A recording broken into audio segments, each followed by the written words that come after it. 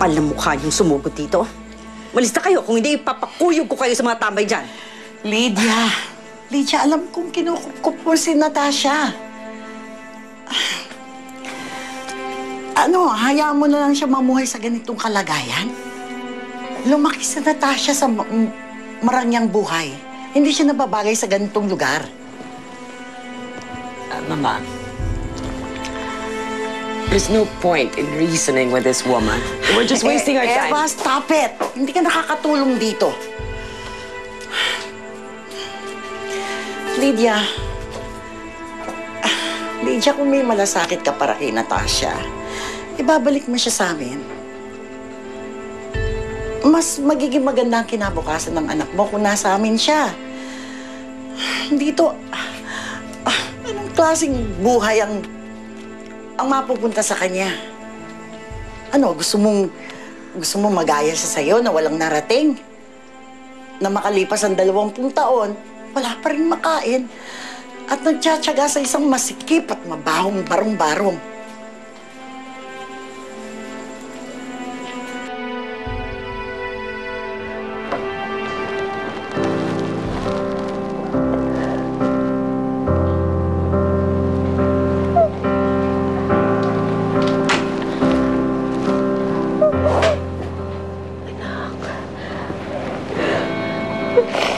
Bakit ka umiiyak? Nag-away ba kayo ni George?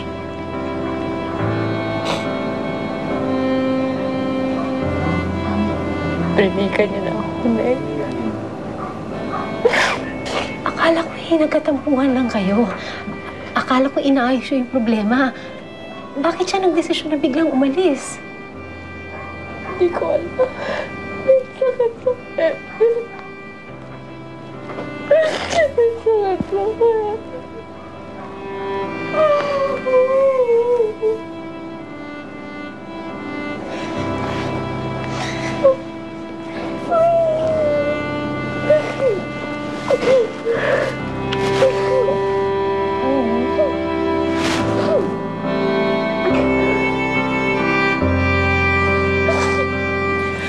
Pasensya na kayo, Ma'am Sofia, kung hindi ko kayo matutulungan.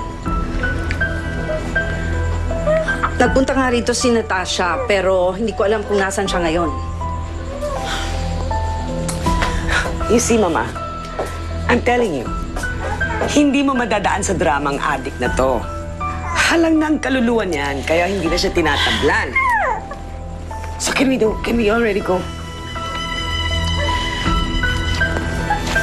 Sakaling magbagong isip mo, tawagan mo ako, ha? Oh, please, Mama, let's go. Let's get out of this place before we get an infectious disease from this godforsaken place.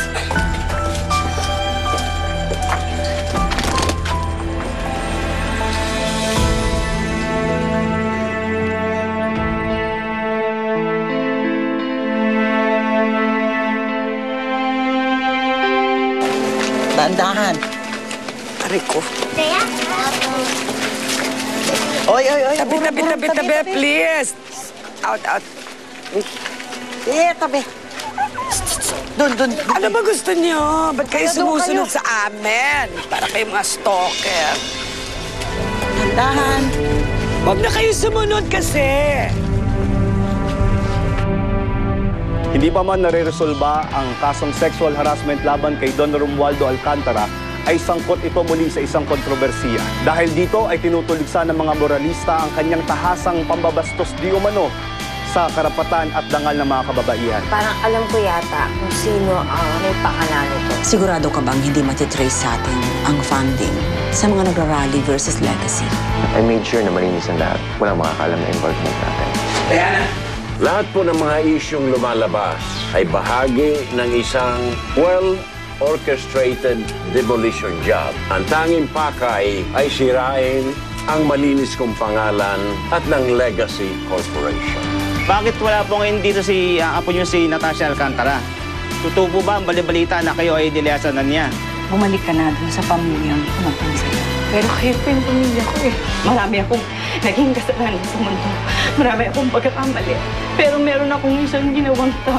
At yun ang ipamigay ka. Yung pinagmamalaki ng date mo. Magmamadali mo, magsakay sa manyak eh. Buto ginagawa sa sarili mo para makalimutan si Josh. Baka may magagawa ka ba? I can try. I can be your friend. I can be better than that. You can choose me naman. Ba't hindi lang ang piliin mo?